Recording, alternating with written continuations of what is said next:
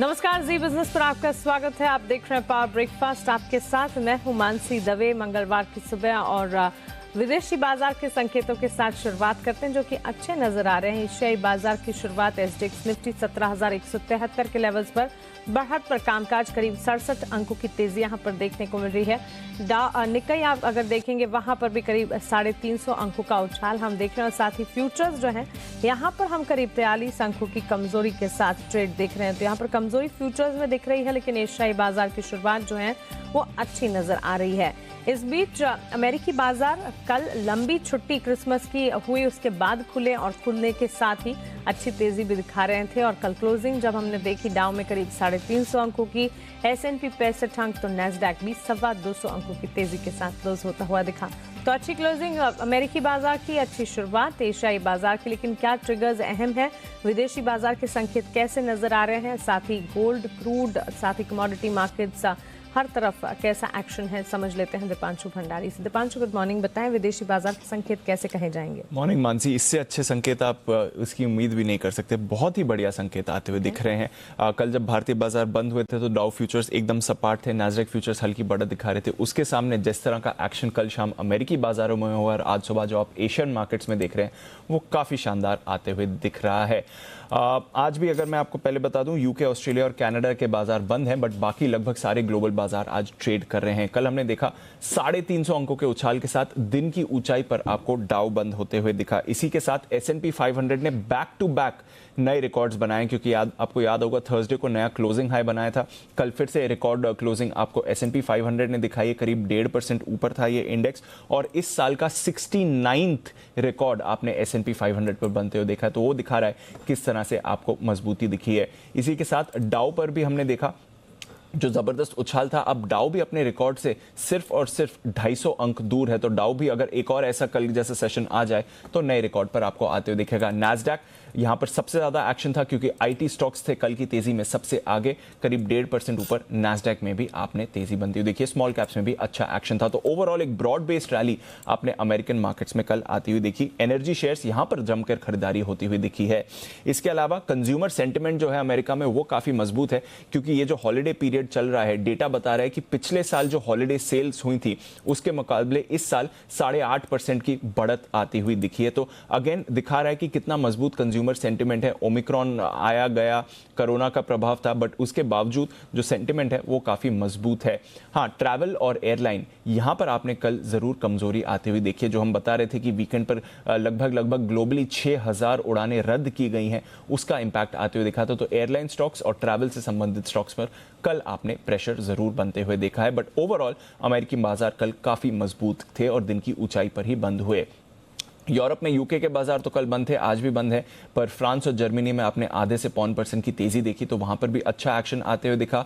Omicron का थोड़ा डर कम हो रहा है, जैसे कल हम बता रहे थे कि हॉस्पिटलाइजेशन रेट काफी लो है, तेजी से फैलता है बट इंपैक्ट इसका कम है। तो उस चिंता के कम होने से कच्चे तेल में कल आपने जबरदस्त उछाल देखा है। 3-3.5% का उछाल आपने देखा कच्चे तेल में, और अभी भी देखेंगे तो 78-50 के ऊपर आपको ब्रेंट ट्रेड करते हुए देखा है। तो वहां पर भी एक बड़ी तेजी हुई है।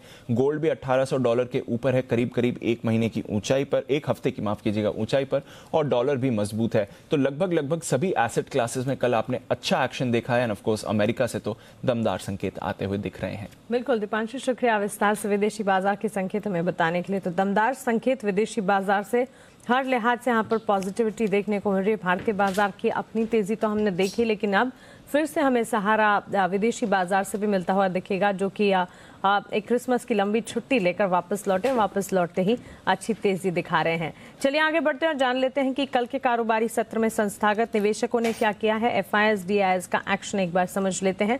FIS की वायदा बाजार में खरीदारी हमने देखी है, यहाँ पर 8,851 करोड़ की खरीदारी FIS वायदा बाजार में कर रहे हैं। तो कैश मार्केट में FIS की 1038 करोड़ की बिकवाली है, वहीं कैश मार्केट में DIS की तरफ से 956 करोड़ की खरीदारी के आंकड़े आते हुए दिखे हैं। तो क्लियरली अगर कैश मार्केट में FIS की बिकवाली को साइड कर दें, उसे छोड़ दें, तो कैश मार्केट में DIS की और वायदा बाजार में FIS की खरीदारी के आंकड़े हमारे पास आते हुए दिखे, जो कि पॉजिटिव है। समझ लेते हैं कि ये तमाम संकेत भारतीय बाजार के लिए आज कैसा रिएक्ट करते हुए दिखेंगे और आज के लिए शुरुआत में स्ट्रैटेजी क्या बनाई जाए। चलिए, जी बिजनेस के मैनेजिंग एडिटर अनिल सिंह भी अब हमारे साथ जुड़ रहे हैं।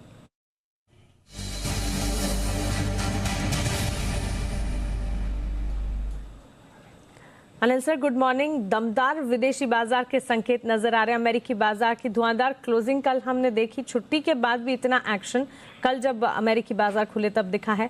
फंड एक्शन, एफआईआईज की वायदा बाजार में खरीदारी है, लेकिन सर मंथली एक्सपायरी का हफ्ता भी है। किस तरह से समझे इन सेशंस को और साथ ही भारतीय बाजार में आज शुरुआत कैसे की जाए? बेहद दमदार संकेत हैं ग्लोबल मार्केट के, और साथ ही अगर आप देखें तो भारतीय बाजारों ने भी कल जिस तरह की क्लोजिंग फिर से 17,000 के ऊपर की दी है, वो कॉन्फिडेंस बढ़ाने वाली है और निचले स्तर से लगातार खरीदारी आती हुई दिख रही है। तो ये सारे संकेत हैं जो अच्छे हैं। फ्लोज का जहाँ तक सवाल है, मिले जुले हैं, बहुत खरीदारी नहीं है तो बहुत बिकवाली नहीं है, और बाजारों के लिए इतना काफी कि एफआईआईज की बिकवाली बढ़े ना या रुक जाए। तो मेरे ख्याल से इन सभी संकेतों के बीच में आज फिर से बाजार अच्छी बढ़त बनाने की कोशिश करेंगे, और 17,150 का जो हाई हमने परसों बनाया उसके आसपास उसके ऊपर खुलने की संभावना बनेगी, और वहां से भी फिर और मजबूती करने की कोशिश करेंगे। अब आज के लिए जो सपोर्ट रेंज है वो थोड़ा ऊपर की तरफ शिफ्ट होता दिखेगा। 16,950, 17,000 आपके लिए मजबूत सपोर्ट के तौर पर काम करेगा आज से गैप से खुलने के बाद, और ऊपरी स्तरों पर 17,150, 17,200 हल्की फुल्की रुकावट की रेंज है। वहां पर थोड़ा वक्त बिताने के बाद बाजार और ऊपर वहां से 75 से 100 पॉइंट की तेजी बना सकते हैं, और तब रेंज आपके लिए ऊपरी साइड की 17,200 से लेकर 17,300 की निकल कर आएगी। बैंक निफ्टी का जहां तक सवाल है, कल तमाम खराब खबरों के बावजूद और एक तेज गिरावट के बावजूद जो बैंक निफ्टी में रिकवरी हुई है वो काबिल तारीफ है, और आज बैंक निफ्टी फिर से अच्छा मजबूत प्रदर्शन कर सकता है। 34,700, 34,850 ये आपके लिए सपोर्ट रेंज होगा बैंक निफ्टी पर आज के लिए, और ऊपरी स्तरों पर हल्की फुल्की रुकावट 35,325, 35,475 की निकल कर आती है, और इसके पार निकलने के बाद बैंक निफ्टी थोड़ा और 35,700, 800 तक जाने की कोशिश कर सकता है। तो ये हैं वो सभी लेवल जिन पर आपको नजर रखनी चाहिए। पूरी तरह से बाजार बाय ऑन डिप्स का मार्केट बनता हुआ दिख रहा है। हफ्ते के साल के आखिरी हफ्ते में जिस तरह की तेजी होती है उस तरह की तेजी के सारे संकेत आते हुए दिख रहे हैं, तो एक अच्छा मजबूत ट्रेडिंग सेशन होना चाहिए। थोड़ा सा ऊपरी रेंज पर हल्की फुल्की प्रॉफिट बुकिंग आ सकती है, और उसका फायदा आपको फिर से गिरावट में या करेक्शन में खरीदारी के तौर पर उठाना चाहिए। तो खरीदारी के रुझान के साथ बाजार में रहने की सलाह है।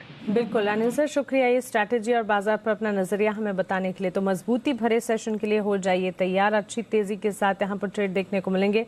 17,150 जो नए लेवल्स बाजार ने देखे थे वहां पर फिर पहुंचता हुआ आज दिख सकता है। 16,950 से 17,000 इस दायरे को निफ्टी के लिए आप मजबूत सपोर्ट के तौर पर मानकर चल सकते हैं। वहीं 17,200 से 17,300 ये होगी निफ्टी के लिए ऊपरी रेंज। बैंक निफ्टी 34,700 से 34,850 इस दायरे को मजबूत सपोर्ट के तौर पर मानकर चलें। वहीं 35,325 से 35,475 इसे बैंक निफ्टी के लिए आप ऊपरी रेंज के तौर पर मानकर चल सकते हैं। लेकिन आगे बढ़ते हैं और एक खबर आपको बतानी है।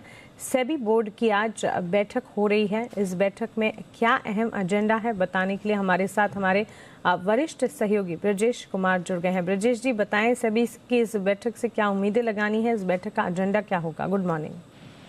Good morning Mansi. मुख्य तौर पर अगर देखें तो आईपीओ से जुड़े बहुत सारे सुधारों को लेकर के सेबी बोर्ड में आज फैसले हो सकते हैं, और सबसे अहम चीज अगर देखें तो दो चीजें हैं इसमें। एक ये है कि आईपीओ में जो प्राइस बैंड होता है वहाँ अभी कोई सीमा नहीं होती। वो जो फ्लोर प्राइस है और जो हायर प्राइस है इन दोनों के बीच में कितना अंतर रहे, कम से कम कितना अंतर रहे। तो यहाँ पर ये संभव है कि कम से कम 5% का अंतर जो है लाया जा सकता है। इस मामले को जी बिजनेस ने भी पहले काफी उठाया था, क्योंकि कई सारे इश्यूज आए थे जहाँ पर प्राइस बैंड सिर्फ 1 या 2 रुपए का था और जो पर्याप्त नहीं था। एक ये अहम मुद्दा होगा। इसके अलावा आईपीओ में दो एचएनआई कैटेगरी को जो है 2 वर्गों में बांटा जा सकता है। जो नॉन इंस्टीट्यूशनल इन्वेस्टर कैटेगरी है उसमें से जो छोटे एचएनआईज हैं उनके लिए 33% का कोटा जो है वो फिक्स किया जा सकता है, जिनकी एप्लीकेशन 2 लाख से 10 लाख के बीच में आती है, और उससे ऊपर वालों की जो है वो उनके लिए 67% फिक्स हो सकता है, लेकिन जो उनका अपना कोटा है उसी के तहत। इसके अलावा जो नए जमाने की कंपनियां आ रही हैं बहुत सारी, जिनका जो कई बार घाटे वाली होती है, जिनके बिजनेस के बारे में बहुत ज्यादा जानकारी नहीं होती है निवेशकों को, तो ऐसी कंपनियों के लिए जो ओएफएस ला करके जो प्राइवेट इक्विटी फंड है या जो दूसरे बड़े निवेशक हैं वो जो एग्जिट करना चाहते हैं उसको सख्त करने की तैयारी है। और ये नियम लाया जा सकता है कि जो इशू जब आए तो उस वक्त सारा का सारा ओएफएस में जिन्होंने भी पैसे लगाए वो पूरी तरह से एग्जिट ना कर पाए। साथ ही जो एंकर हैं उनके लिए भी एक लॉकिंग की जो मियाद है अभी 30 दिन की, एंकर इन्वेस्टर्स की जो 30 दिन की लॉक इन की मियाद है इसको बढ़ाकर 90 दिन किया जा सकता है। साथ ही इसी के तहत एक चीज और भी जो देखा जा रहा है कि बहुत सारी कंपनियां आ रही हैं लेकिन वो अपना मकसद नहीं बता पाती हैं कि जो वो भविष्य में मर्जर एंड एक्विजिशन के लिए कितने पैसे अलग से रखना चाहती हैं, इसको लेकर उनको क्लैरिटी नहीं होती है। तो सेबी यहाँ पर एक सीमा तय कर सकता है कि कुल मिलाकर के करीब 35% से ज्यादा रकम जो है वो अनआइडेंटिफाइड ऑब्जेक्टिव के लिए ना रख पाए। इसके अलावा प्रेफरेंशियल इशू से जुड़े नियमों में बदलाव किया जा सकता है। खासतौर पर प्राइसिंग का जो तरीका है मौजूदा उसको बदला जा सकता है।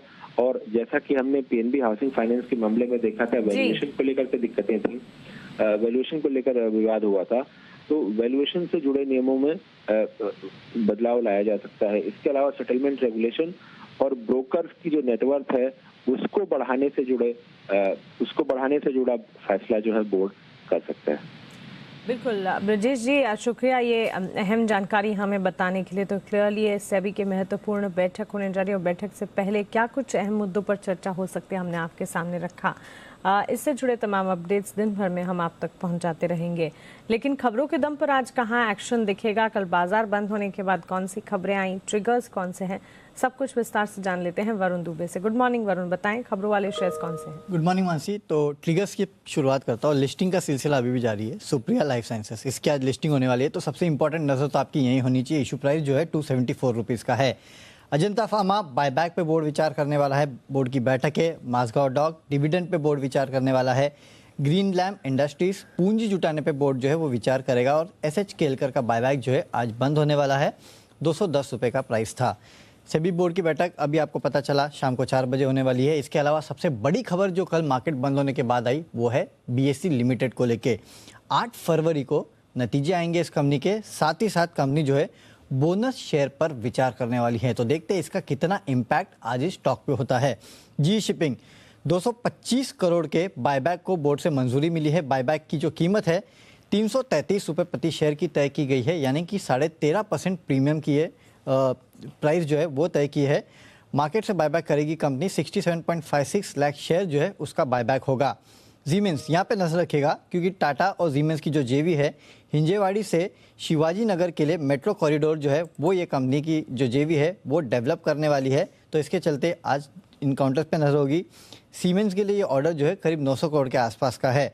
डीवीज लैब एसईसी से यानी कि subject expert committee of CDSCO से मर्क की एंटीवायरल दवा जो है मोलन्यूपिराविर उसको इमरजेंसी इस्तेमाल के लिए फिलहाल मंजूरी मिली है। और इसके अलावा श्याम मेटालिक्स FY22 में केपेक्स का प्लान जो है उसके अनुसार ये कंपनी जो है क्षमता का विस्तार की घोषणा इस कंपनी ने की है।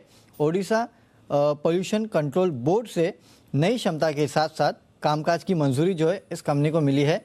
संबलपुर में ओडिशा में कंपनी कैप्टिव पावर जनरेशन की क्षमता जो है 40 मेगावाट तक बढ़ाने वाली है। इसके अलावा पश्चिम बंगाल पोल्यूशन कंट्रोल बोर्ड से नई क्षमता के साथ साथ कामकाज का जो कंपनी को अप्रूवल मिला है। पश्चिम बंगाल में ही विभिन्न स्टील प्रोडक्शन का कुल 0.25 MTPA क्षमता जो है उसका विस्तार ये कंपनी करने वाली है। तो काफ़ी हद तक केपेक्स को रिलेटेड प्लान्स जो है इस कंपनी ने बताए हैं। अब इन प्लान्स का कितना इम्पैक्ट होता है स्टॉक पे वो देखना आज इंपॉर्टेंट होगा। बिल्कुल वरुण, शुक्रिया ये तमाम खबरों वाले शेयर्स हमें बताने के लिए। तो ढेर सारी खबरें हैं जिस पर आज फोकस रखना होगा। ऑफ कोर्स IPO से जुड़े खबरें भी लगातार जारी है, लिस्टिंग का सिलसिला भी जारी है और आज भी एक लिस्टिंग होती हुई दिखेगी जिस पर हमारी नजर रहेगी। लेकिन चलिए आगे बढ़ते हैं और जान लेते हैं कि आज के लिए इंपॉर्टेंट ट्रेडिंग कॉल्स कौन से हैं। आज करीब 5 ट्रेडिंग कॉल्स हमारे पास। खरीदारी की राय इन कॉल्स में है। शुरुआत कर रही हूँ चॉइस ब्रोकिंग की राय से। स्ट्राइड्स फार्मा पर खरीदारी की राय दे रहे हैं। 470 के टारगेट्स को आप मानकर चल सकते हैं। 420 का एक स्टॉप लॉस लगाकर स्ट्राइड्स फार्मा में खरीदारी की जा सकती है। इसके अलावा एंजल वन की तरफ से 2 ट्रेडिंग कॉल्स आती हुई दिखी है। कोफोर्ज यहाँ पर खरीदारी के मौके आप बनाकर चल सकते हैं। करीब 5720 के टारगेट्स को मानकर चले। 5540 का एक स्टॉप लॉस लगाकर कोफोर्ज में भी बाय कॉल इनिशिएट किया जा सकता है। श्रीराम ट्रांसपोर्ट फाइनेंस पर भी एंजल वन बुलिश है। कल के ट्रेडिंग सेशन में करीब 4.25% का जबरदस्त रिटर्न स्टॉक ने दिखाया और टुवर्ड्स डे हाई ये स्टॉक क्लोज होता हुआ भी दिखा। श्रीराम ट्रांसपोर्ट फाइनेंस 1250 तक के टारगेट्स आज देख सकता है। 1195 का एक स्टॉप लॉस लगाकर यहाँ पर भी खरीदारी का मन बनाकर आप चल सकते हैं। सेंट्रम ब्रोकिंग की राय टाटा केमिकल्स और फेडरल बैंक पर खरीदारी की है। टाटा केमिकल्स 910 के टारगेट्स को मान के चले, 865 का स्टॉप लॉस लगाएं और फेडरल बैंक 86 के टारगेट्स देखने को मिल सकते हैं। इंट्राडे पर्सपेक्टिव के लिहाज से 78.50 का स्टॉप लॉस लगाकर यहाँ पर भी खरीदारी का मन बनाया जा सकता है। तो ये तो हुई ट्रेडिंग कॉल्स की बात, लेकिन मार्केट एक्सपर्ट का आज बाजार के लिए नजरिया क्या है ये जान लेते हैं। हमारे साथ हमारी टेक्निकल एनालिस्ट सिमी भौमिक जुड़ गई हैं, उनसे बातचीत करते हैं। सिमी, गुड मॉर्निंग, स्वागत है आपका जी बिजनेस पर। अच्छे संकेत विदेशी बाजार से हैं। भारतीय बाजार में कल हमने एक्शन देखा है, मंथली एक्सपायरी गुरुवार के दिन होने जा रही है। क्या लगता है अब ट्यूसडे वेडनेसडे के ट्रेडिंग सेशन 2 ही बचे हैं मंथली एक्सपायरी से पहले, आज के लिए आपका आउटलुक क्या है? Very good morning Mansi. मुझे लगता है कि मार्केट में जो रिकवरी का लोअर लेवल से देखने को मिला था वो बहुत ही कन्विंसिंग थे। तो मुझे लगता है कि उस रिकवरी के बाद आज भी मार्केट में अच्छा एक्शन रहना चाहिए, ऊपर बायर्स पॉजिटिव होना चाहिए। निफ्टी का जो मैं लेवल देख रही हूँ, मुझे लगता है कि निफ्टी 17,150 से 17,200 तक तो मिनिमम जाना चाहिए। पर अगर मार्केट बहुत गैप अप ओपनिंग हो जाएगा तो मुश्किल है, तो थोड़ा सा प्रॉफिट टेकिंग के लिए इंतजार करना पड़ेगा। थोड़ा सा लोअर लेवल पर खरीदेंगे तो ही बेहतर है। मुझे लगता है कि जब तक निफ्टी 17,000 का लेवल होल्ड करेगा, कोई भी डिप यूज करना चाहिए खरीदारी करने के लिए। 16,970 के नीचे स्टॉप लगा के खरीदारी करने का सलाह होगा। पहला टारगेट 17,150 से 200 ही है। ये रेंज क्रॉस हो जाएगा तो हो सकता है निफ्टी 17,250 तक भी जा सकता है। रहा सवाल बैंक निफ्टी के, तो मुझे लगता है कि इसमें भी काफी शानदार क्लोजिंग आया था। लोअर लेवल से बहुत ही शानदार रिकवरी देखने को मिला था। 35,000, 34,900 ये जो रेंज है ये अभी एक ट्रेंड डिसाइडर का काम करेगा और बैंक निफ्टी को इस रेंज के ऊपर मेंटेन करना पड़ेगा स्ट्रेंथ होल्ड करने के लिए। तो मुझे लगता है कि जब तक 35,000, 34,900 के ऊपर बैंक निफ्टी होल्ड कर रहा है, डीप में खरीदारी करने का सलाह मैं दे रही हूँ। मुझे लगता है कि उस डीप को यूज करना चाहिए खरीदारी करने के लिए। 34,800 का स्टॉप लॉस मेंटेन करना पड़ेगा और टारगेट के लिहाज से मुझे लगता है कि 35,450 से 35,550 का रेंज ही देखना पड़ेगा, जो कि मुझे लगता है कि इमीडिएट हार्डल होगा। ये हार्डल क्रॉस करेगा तो सेंटीमेंट और भी बेहतर हो जाएगा। कुल मिला के दोनों इंडेक्स में ही खरीदारी करने का ही सलाह दे रही हूँ मैं। तो क्लियरली दोनों ही इंडेक्स में खरीदारी के मौके ढूंढे जा सकते हैं, लेकिन सिमी फिर स्टॉक्स कौन से होंगे जिस पर नजर रखनी है? 2 स्टॉक है। LTTS जो मुझे लगता है कि एकदम फैग एंड में कल एक बहुत अच्छा मोमेंटम दिखा के बंद किया था, तो LTTS में खरीदारी करके चलने का सलाह होगा। 5400 का स्टॉप लॉस रहेगा और टारगेट 5580 पहला, 5620 का दूसरा टारगेट के लिए LTTS को खरीद कर चलने का सलाह होगा। उधर डिक्सन टेक्नोलॉजीज में भी बहुत ही अच्छा क्लोजिंग आया था, इसमें भी खरीदारी करके जाने का सजेशन होगा। 5525 के नीचे स्टॉप लॉस मेंटेन करना रहेगा। 5750 का पहला टारगेट, इनफैक्ट इस मोमेंटम में ये स्टॉक 5850 तक भी जा सकता है, तो मेरा दूसरा टारगेट 5850 है। दोनों ही स्टॉक मुझे लगता है कि खरीदारी करके 1-2 ट्रेडिंग सेशन के लिए होल्ड किया जा सकता है। स्टॉप लॉसेस अकॉर्डिंगली फॉलो करना पड़ेगा। दोनों में मेरा कोई पर्सनल पोजीशन नहीं है मानसी। ओके, तो क्लियरली 1 से 2 ट्रेडिंग सेशन के लिए L&T टेक्नोलॉजी सर्विसेज और डिक्सन टेक्नोलॉजीज पर सिमी को भरोसा है। दोनों में ही खरीदारी के मौके यहाँ पर ढूंढे जा सकते हैं। सिमी, शुक्रिया ये तमाम जानकारी के लिए, सवालों के जवाब देने के लिए, अपने रिकमेंडेशन हमें बताने के लिए। चलिए कमोडिटी मार्केट्स का अपडेट जान लेते हैं और कमोडिटी मार्केट्स पर अपनी रिकमेंडेशन बताने के लिए केडिया कमोडिटीज के अजय केडिया हमारे साथ जुड़ गए हैं। अजय जी, गुड मॉर्निंग, स्वागत है आपका जी बिजनेस पर। बुलियन मार्केट में फिलहाल जो गोल्ड सिल्वर पर सेंटिमेंट्स नजर आ रहे हैं, इन्हें देखते हुए क्या राय रहेगी? करंट लेवल्स पर क्या स्ट्रैटेजी आप सुझाएंगे? वेरी गुड मॉर्निंग मानसी जी। बुलियन की अगर बात करें तो सबसे पहले इंटरनेशनल मार्केट में और डोमेस्टिक मार्केट में हॉलिडे मूड की वजह से वॉल्यूम काफी कम है। डिस्पाइट डेट हमने देखा 1800 के ऊपर गोल्ड मेंटेन है, बट कहीं ना कहीं हायर लेवल पे थोड़ा दबाव भी है, जिस दिन से डॉलर इंडेक्स फिर से बाउंस करता हुआ दिखाई दिया। उसको देखते हुए गोल्ड फरवरी वायदे पे 48,200 पे बेचना चाहिए। 48,480 का स्टॉप लॉस रखिए। डाउन साइड में 47,950 से 800 तक का लेवल मिल जाएगा। वहीं अगर चांदी की बात करें तो चांदी को थोड़ा बहुत सपोर्ट बेस मेटल की तेजी से बना हुआ जरूर है, बट अपसाइड कैप है, तो 62,600 पे बेच के चलेंगे। 63,000 का स्टॉप लॉस रखेंगे। 62,100 से 61,800 तक के लेवल हम चांदी में भी देख पाएंगे। जी, करीब 3% उछलकर 1 महीने की ऊंचाई पर कच्चा तेल भी ट्रेड करता हुआ दिखा। आगे से कौन से लेवल अहम लग रहे हैं और क्या यहाँ से और ज्यादा तेजी दिखेगी? देखिए कल मॉर्निंग सेशन में तो हमने क्रूड में दबाव आते हुए देखा, जी देखिए अर्निंग ऑन की कंसर्न जो बढ़ रहे हैं सब जगह पे, बट कहीं ना कहीं डेथ रेट कम है और आगे जाकर जैसे ईरान को लेकर भी और साथ में ओपेक की जो मीट है चारा उसको लेकर मार्केट काफी ऑप्टिमाइज है, जिसकी वजह से प्राइस को सपोर्ट मिल रहा है। तो टेक्निकली अगर देखें तो 5500 के ऊपर काउंटर काफी स्ट्रांग ही है, तो आज के लिए 5550 के ड्रॉप पे लेके चलिए, 5460 का स्टॉप लॉस रखिए, 5680 से 5750 तक का एक जंप देखने मिल सकता है। बिल्कुल अजय जी, शुक्रिया ये तमाम जानकारी के लिए, अपने रिकमेंडेशन हमें बताने के लिए। और चलिए इसी के साथ पावर ब्रेकफास्ट को हम यही समेट रहे हैं, लेकिन आगे आपके लिए लेकर आएंगे ट्रेडर्स डायरी। आप बने रहें जी बिजनेस के साथ। नमस्कार।